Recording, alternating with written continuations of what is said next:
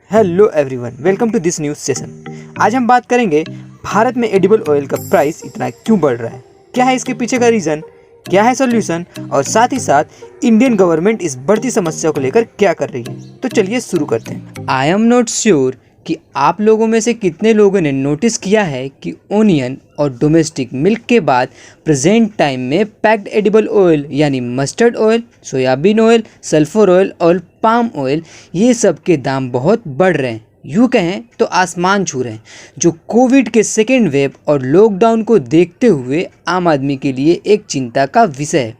आई distinctly remember कि ये 100 to 110 rupees पर लीटर मिलते थे और अभी प्रेजेंट में इनका प्राइस 180 to 200 पर लीटर है। हमारे फूड सेक्रेटरी सुधांशु पांडे का कहना है कि यह ऑल इंडिया लेवल पर 40 to 60% इंक्रीज कर रहा है। एंड आई गोट क्यूरियस क्योंकि मैंने इस पर अभी तक कोई हेडलाइन नहीं देखी, तो मैंने गूगल किया and I got some information from there. तो जो कुछ भी मुझे मिला उसके ज़रिए मैं 3 चीज़ों के ऊपर डिस्कशन करना चाहूँगा। पहला, how much is price rise, reason behind the price rise and what's the government doing regarding this, यानी हमारी सरकार इसके लिए क्या कर रही है। तो बात करते हैं पहले पॉइंट पर, that how much is price rise. इससे पहले ये जान लिया जाए कि एडिबल ऑयल होते कितने प्रकार के हैं। तो यह 6 प्रकार के होते हैं: ग्राउंडनट ऑयल, मस्टर्ड ऑयल, वनस्पति ऑयल, सोया ऑयल, सनफ्लावर ऑयल और पाम ऑयल। आप इस इमेज में डिटेल्स देख सकते हैं कि जो ग्राउंडनट ऑयल हैं उसका प्राइस मई 28, 2020 में 140 रुपीज़ पर लीटर था, जो कि प्रेजेंट में 177.59 रुपीज़ पर लीटर हो गया है। बात करते हैं मस्टर्ड ऑयल की, जिसका प्राइस पिछले साल 119 रुपीज़ पर लीटर था, वो अभी प्रेजेंट में 172 रुपीज़ पर लीटर हो गया है। उसी तरह वनस्पति ऑयल, जिसका प्राइस 90 रुपीज़ पर लीटर था, आज 131 रुपीज़ पर लीटर हो गया है। सोया ऑयल, जिसका प्राइस 100.78 रुपीज़ था, वह आज 153.85 रुपीज़ पर लीटर हो गया है। सनफ्लावर ऑयल, जिसका प्राइस 110 रुपीज़ से 173 रुपीज़ पर लीटर हो गया है। पाम ऑयल, जिसका प्राइस 87 रुपीज़ पर लीटर था, वह 134 रुपीज़ पर लीटर हो गया है। जो प्राइस राइज चल रहा है वो पिछले 10 साल यानी 1 डिकेड से हाई है।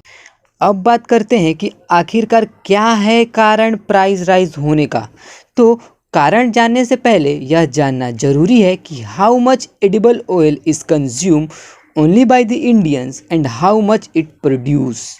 तो मिनिस्ट्री ऑफ एग्रीकल्चर के एक रिपोर्ट के अकॉर्डिंग लोगों का कैपिटा इनकम यानी पर हेड इनकम बढ़ने के साथ साथ खाने के वैरायटी में भी बहुत चेंजेस आई हैं, जिससे वेजिटेबल ऑयल की डिमांड बढ़ रही है।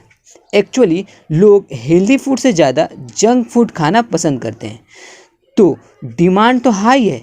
अब जानते हैं कि डिमांड को फुलफ़िल करने के लिए जो प्रोडक्शन है वह कितनी मात्रा में हो रही है। तो 2019-20 फाइनेंशियल ईयर के डाटा के अकॉर्डिंग, जहां पर प्राइमरी एंड सेकेंडरी सोर्स मिलाकर 10.65 मिलियन टन्स प्रोडक्शन हो रहे हैं, वहीं पर टोटल डोमेस्टिक डिमांड 24 मिलियन है।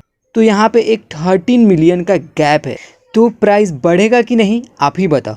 तो यहाँ एक रीज़न क्लियर हुआ कि डिमांड हाई है और प्रोडक्शन लो है। उसके बाद आपको बता दें कि इंडिया लार्जेस्ट एडिबल ऑयल की इंपोर्टर है। 2019-20 में इंडिया ने 13.35 मिलियन टन्स इंपोर्ट किया था, जिसमें ज़्यादातर soybean oil, sunflower oil and palm oil था, जिनका मार्केट प्राइस 61,559 करोड़ रुपीस था। That was a big figure. दूसरा reason Malaysia, Indonesia, Chicago, Argentina और डेनमार्क, जो वर्ल्ड में एडिबल ऑयल का लार्जेस्ट प्रोड्यूसर हैं, वहाँ पर भी पिछले साल कोविड-19 और वेदर ख़राब होने की वजह से लो प्रोडक्शन हो रहे हैं, स्पेशली लेलिना के अफेक्ट से। आपने ज्योग्राफी में पढ़ा ही होगा लेलिना और एल नीनो के बारे में। और एक बात, पिछले साल जब मलेशिया कश्मीर समस्या को लेकर पाकिस्तान को सपोर्ट कर रहा था, इसकी वजह से इंडिया के साथ मलेशिया का इंटरनेशनल रिलेशन खराब हो चुका है, जिसकी वजह से मलेशिया इंडिया को बाकी कंट्री के कंपेयर में कम सप्लाई देता है। और तीसरा कारण है कि इंडिया में किसानों को उनके फसल का सही मूल्य नहीं मिलता, जो कि बहुत वर्षों से चल रहा है। ऊपर से स्पेशली एडिबल ऑयल के ऊपर एक्साइज ड्यूटी जीएसटी बहुत बढ़ गया है, जिसकी वजह से फार्मर इसकी खेती कर नहीं रहे हैं। तो चलिए देखते हैं कि इंटरनेशनल मार्केट का क्या हाल है। तो इंटरनेशनल मार्केट में कुछ कंट्री जैसे यूएस, ब्राज़ील, ये जो कंट्री आप देख रहे हैं, वो लोग क्या कर रहे हैं कि जो एडिबल ऑयल है उसको बायोफ्यूल में कन्वर्ट कर रहे हैं, जिसका यूज़ ये लोग इंडस्ट्री, ऑटोमोबाइल्स में कर रहे हैं। अब इसकी वजह से जो डिमांड है एडिबल ऑयल का वो बढ़ रहा है और प्राइस हाई हो रहा है। अब बात करते हैं चाइना। तो चाइना जो है इंटरनेशनल मार्केट को अपना बाप समझ के रखा है, सबसे ज़्यादा खरीदारी यही करता है। अब इसकी वजह से जो अदर कंट्री है उसमें सप्लाई कम मिलती है। और बात करते हैं मलेशिया की, तो मलेशिया में लेबर इशू हो रहा है, जहां वहां के लेबर रोज़ रोज़ स्ट्राइक कर रहे हैं। और तीसरी चीज़ लालिना इफ़ेक्ट, जो कि मैंने आपको बता दिया। और सबसे बड़ी समस्या तो यह है कि जो एक्सपोर्ट ड्यूटी है उसमें पैसा इंडिया का बहुत ज़्यादा लग रहा है। जितना इंडिया खरीदने में पैसा नहीं लगाता, उससे कई अधिक पैसा एक्सपोर्ट ड्यूटी में इंडिया का लग जाता है। तो ये सारी जो वजह हैं, इसकी वजह से जो एडिबल ऑयल है उसका प्राइस में इंक्रीमेंट देखने को मिल रहा है। तो ये तो हुआ प्रॉब्लम, तो इसका सॉल्यूशन भी होगा।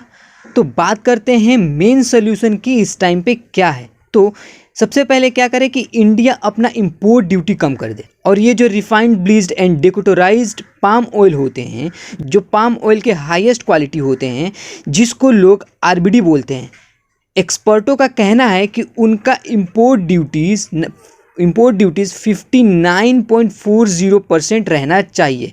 और उसी तरह सोयाबीन ऑयल और सल्फर ऑयल का एक्सपोर्ट ड्यूटीज़ भी 38.50 to 49.50 रहना चाहिए। इसमें 1-2% प्लस माइनस हो सकता है, लेकिन उससे ज़्यादा नहीं। अब बात करते हैं लॉन्ग टर्म सोल्यूशन की। तो लॉन्ग टर्म सोल्यूशन के लिए इंडिया को डोमेस्टिक प्रोडक्शन हाई कर देना चाहिए और दूसरी कंट्री पर लेस डिपेंड होना चाहिए, और सेंट्रल गवर्नमेंट की तरफ से एडिबल ऑयल को सब्सिडाइज्ड करना चाहिए। तो जब इन सारे फैक्टर्स के ऊपर डिक्रीमेंट किया जाएगा तो एडिबल ऑयल के प्राइस में फ़र्क देखने को मिल सकता है। अब जानते हैं कि हमारी गवर्नमेंट क्या कर रही है, क्या भूमिका है इसकी। तो यह तो एक अलार्मिंग इशू है, इसको लेके जगह जगह पर स्ट्राइक हो रहे हैं, आंदोलन हो रहे हैं कि इनके प्राइस को कम किया जाए।